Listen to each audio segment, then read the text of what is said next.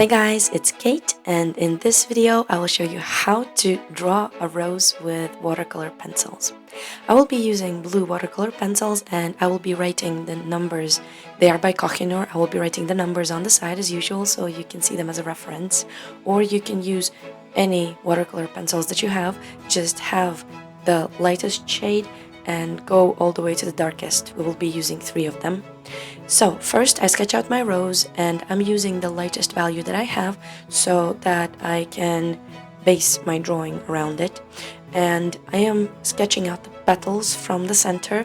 I drew out a large circle to have the overall shape of the rose, and then the small circle in the middle to have that very tight wound bundle in the middle.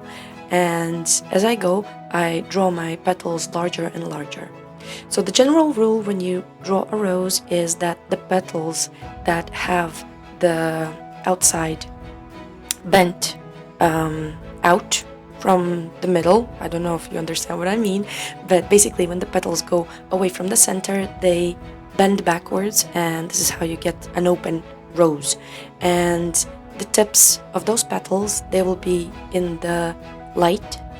So if you imagine that we have the light shining from the top, the tips will be in the light because they're bent backwards more, and the closer you get to the center for each petal, the darker it will get. So the first thing I do is I map out my lights, and I'm using my lightest blue. It's not going to be a light blue rose, it's going to be a dark blue rose, but the lightest blue is going to be the lightest area of it. So when I finish passing with my lightest blue, I take my middle value and I will be blocking in the midtones with my middle blue. You can see that I am passing over the parts that are going to be in the shadow as well. On some petals, those are going to be the petals that with the value that I want to be the darkest, so I will mix midtones with my darkest values as well. When you draw a rose, when there is a next petal next to it, there's going to be this dark edge, so that creates a nice contrast and it actually helps you show each form of the petal. So I'm alternating between my darkest blue and my mid-tone value, and I'm passing over each petal one by one. I will be posting this video in real time on my Patreon as usual, so you can check that out if you would like. But I will be posting all the tutorial videos here on YouTube as well, so stay tuned for more videos like this one.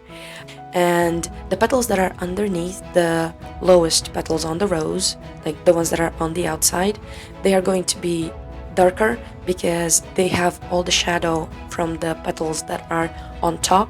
So basically the drop shadow that comes from the petals on top, it's going to fall on those petals and they will have the most dark value of all the petals of the rose. About the center, basically if you look closely to a rose, you will see a kind of a swirl in the middle, and it's how all the petals unwrap.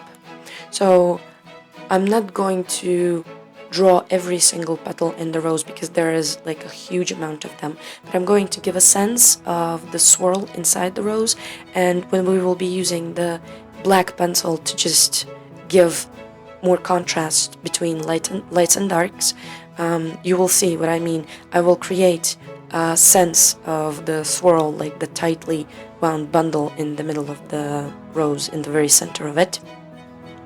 I will be also using the black, although it's not a very good idea to use black for your shadows. When you have all the values in place and all the colors in place, sometimes you can use black to just layer it on top, not very strongly, but just a thin layer on top, just to give that extra to your shadows.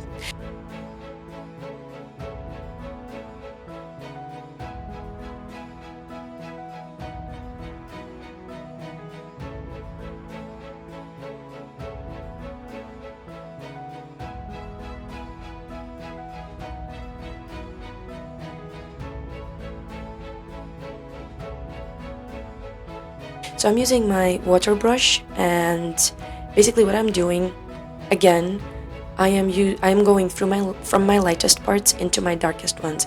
And if you notice, I also drag a bit of my darkest into the lightest areas. That way I create a bit of a texture on each petal.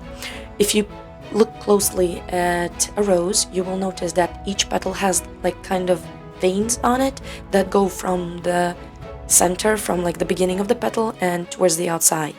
And just to give a bit of a textury look to each petal, it's going to add realism. So I'm passing through all my petals and I'm dragging out the darkest pigment out onto the lighter one just to create the texture again. And I'm moving my water brush in small movements, and on the side I did it on purpose on the side so you could see that I am cleaning my water brush all the time.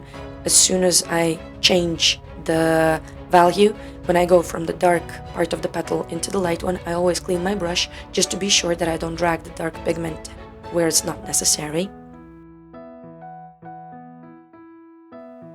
So I've been thinking of doing feathers for the next tutorial, and actually I did vote on Amino. It's a social media platform that I discovered recently, and I had so many of you vote there for a rose instead of feathers, so I will be doing another vote thing. I don't know how to call it. So yes, I will ask you to vote what would you like to see in the next tutorial, or you could let me know in the comments below to this video what would you like me to do the tutorial about using watercolor pencils. So coming back to my rose, I finished with my water brush pen, and now I'm going to use my black, and the black one I will leave it dry. I will not wet it. So basically what I'm doing with the black is I am giving more depth to the shadows on the edges there where the contrast between the light and the dark is the strongest, and I'm also drawing texture of each petal. Pay attention also, if you take a rose and you look at it, or if you don't have a rose at hand, look at high quality images on Google, for example, you will notice that petals that are on the outside of the rose have these pronounced veins on them, and the closer it gets to the center, the more gentle the shape of each petal becomes, because you can see that I drew mine kind of jaggedy edged petals towards the outside, and the closer it gets to the center, the more smooth each petal is getting. And the same thing goes for the veins on each petal. The ones that are on the outside will have more veins on them compared to the ones that are on the inside. So think of the center as the gentle part of the rose, and the more you go towards the outside, the more jaggedy it becomes. And I'm using my black pencil, as I said, like an ordinary colored pencil. I'm just giving the texture and heightening, like making the contrast bigger.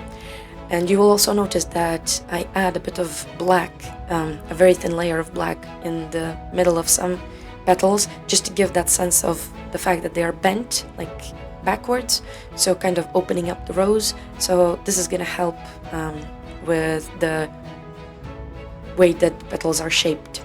And now I'm going to go into the center, and with my black I'm going to kind of outline the center and make it in a tight swirl. So as the rose is very tightly wound in the middle, the petals only have the very edges, the very tips of them in highlight, and the border in between them, like the place where the petals go inside of the rose, it's going to be very dark. So what I wanted to do is I wanted to show you how you can layer, and basically it's a glazing technique that you can use for watercolor pencils, very similar to that of watercolor paint. So I used my yellow because I didn't want my leaves of the rose be too dark, so I used my yellow to layer it as a first layer. I used my water brush on it, and then I'm passing over with my green, and I'm kind of drawing the texture of the leaf, but I don't want it to be as detailed as the rose itself, so it doesn't kind of pull the attention towards it, but they're going to be there just to kind of complete the image and give a bit more interest to the overall composition. And you can see that even when I pass with my water brush now over the green, it's still going to show that yellow underneath, and it's kind of gonna make the image livelier. And combining yellow and blue is something that I like doing, and it looks pretty. Sorry. And that way you don't have that bright yellow, but at the same time you have like yellow hint in your image. So this is my rose. I hope you enjoyed the video. I will be posting the real-time version of it on my Patreon, and if you did enjoy the video, click like, do subscribe to my channel for more tutorials, and leave me a comment on what you would like to see in the next tutorial video, and I will be seeing you in the next video. My gosh, I'm saying video so much. But yeah, thank you for watching, and ciao!